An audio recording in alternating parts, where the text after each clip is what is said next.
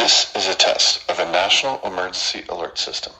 This system was developed by broadcast and cable operators in voluntary cooperation with the Federal Emergency Management Agency, the Federal Communications Commission, and local authorities to keep you informed in the event of an emergency. If this had been an actual emergency, an official message would have followed the tone alert you heard at the start of this message.